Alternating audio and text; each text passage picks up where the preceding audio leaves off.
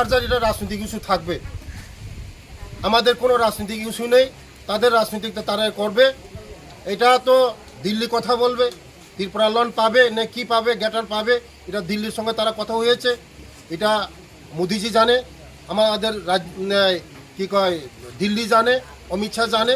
এটা আমাদের যার যা তাদের ইস্যু। আমরা চাই, আমরা শুধু ডেভেলপমেন্ট চাই, ত্রিপুরাকে কীভাবে এগিয়ে নেওয়া যায়। আমরা কোনোদিন আমরা অবাস্তব আমরা এই ইস্যু আমরা কোনোদিন বিজেপিরা করে না। আমরা মানুষের ডেভেলপমেন্টের জন্য কথা বলি, মানুষের এই কীভাবে ডেভেলপমেন্ট করা যায়, রাজ্যকে আরও বিকশিত ত্রিপুরা করা যায়, বিকশিত বারো করা যায়, এটাই আমাদের স্বপ্ন।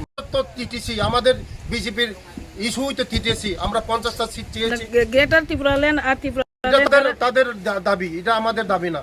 আমাদের দাবি টিটিসি হবে এবং এই আমাদের দাবি 50টা সিট হবে। থ্যাংক ইউ, ধন্যবাদ।